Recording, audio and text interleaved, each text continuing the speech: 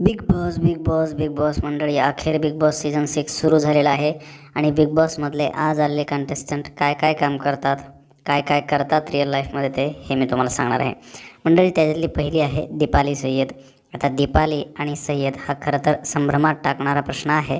मात्र मंडळी, दीपाली सय्यद ही त्यांची लग्नानंतरची ओळख आहे आणि आधीची ओळख त्यांची दीपाली भोसले अशी आहे. त्या एक ॲक्ट्रेसेस आहेत आणि त्याच्यानंतर राजकारणातसुद्धा बऱ्यापैकी त्या सक्रिय आहेत. आत्ता सध्या त्या राजकारणामध्ये सक्रिय आहेत आणि आता या सीझनमध्ये त्या बिग बॉसमध्ये आलेल्या आहेत. आणि त्याच्यानंतरचं नाव आहे सोनाली राऊत. सोनाली राऊत तशी इन्फ्लुएन्सर आहे आणि मला वाटतं या सीझनमधली ती निक्की तांबोळीच ठरणार आहे. कारण आल्या आल्या त्याच्या सगळ्या गोष्टी ठरत होत्या.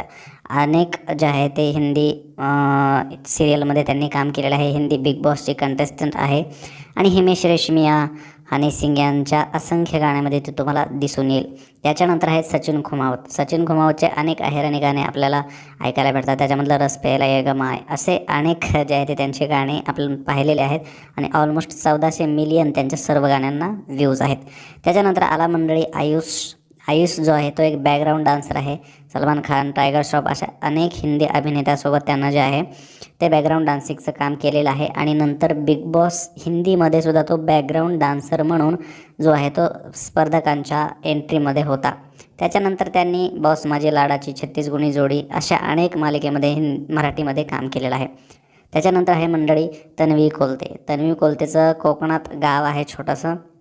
असं वाटतं की भांडणाच्या बाबतीत ही या शोमध्ये राखी सावंतचंच काम करणार आहे. कारण आल्या आल्या स्टेजवर जे तिने केले आयुष्यासोबत, ज्या प्रकारे बोलली आहे आयुष्यासोबत, या सगळ्या गोष्टीहून तर असंच वाटतं. चला, असं पुढं आहे करण सोनवणे. करण सोनवणे हा एक यूट्यूबर आहे ज्याला अनेक कॉमेडी व्हिडिओच्या माध्यमातून आपण पाहिलेलं आहे. भरपूर त्याचे कॉमेडी व्हिडिओ जे आहेत ते यूट्यूबला आहेत. हिंदी मराठी अशा दोन्हीही जे आहे ते भाषांमध्ये तो काम करतो आणि कॉमेडी व्हिडिओ जो आहे तो बनवतो. त्याच्यानंतर आला मंडळी प्रभू शेळके. प्रभू शेळके या सीझनमधला खरं सांगायचं झालं तर छोटा पुढारी म्हणायला अडचण नाही.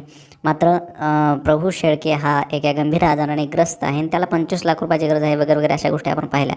तसं पाहिलं तर हा छोटा डॉन म्हणून प्रसिद्ध आहे सोशल मीडियावरती. अनेक यूट्यूब चॅनलच्या माध्यमातून तो हे कार्य करत असतो आणि छोटा डॉन या नावाने त्याचे कॉमेडी व्हिडिओज फार चालत असतात. त्याच्यानंतर प्राजक्ता शुक्रे या इंडियन आयडलच्या फायनलिस्ट आहे आणि विशेष म्हणजे त्यांची अनेक गाणेही जे आहे ते मराठी असो हिंदी इंडस्ट्रीत असो जे आहे ते गाजलेले आहेत आणि आज यांचा स्वभाव आपल्याला बिलकुल साधा आणि सरळ जे आहे ते पाहायला मिळाला. त्याच्यानंतर आहे मंडळी अनुश्री माने. अनुश्री मानेला कोण ओळखत नाही. अनेक कॉन्ट्रोवर्सीमध्ये अनुश्री मानेंचं नाव आलेलं आहे. म्हणजे कॉन्ट्रोवर्सी आणि अनुश्री माने ही एकत्रच असते. तिची एक पोस्ट म्हणजे सगळी कॉन्ट्रोवर्सीच जे आहे ते क्रिएट करते. अनेक पोस्ट तिचे आपण पाहतो आणि त्या पोस्टमधल्या दिसणाऱ्या व्यक्तींमुळे या सगळ्या गोष्टींमुळे ते चर्चेत असते. त्यामुळे त्याच्याबद्दल काही फारसं बोलायची गरज नाही. त्याच्यानंतर राकेश बापट. राकेश बापट हे हिंदी इंडस्ट्रीतला फार मोठा अभिनेता आहे. 7 फेरे, कबूल है आणि मराठीमध्ये सविता दामोदर परांजपे अशा अनेक दिग्गज चित्रपटांमध्ये राकेश बापट यांनी काम केलेलं आहे. मात्र ते आहेत मराठी अभिनेताच. त्याच्यानंतर रोशन भजनकर.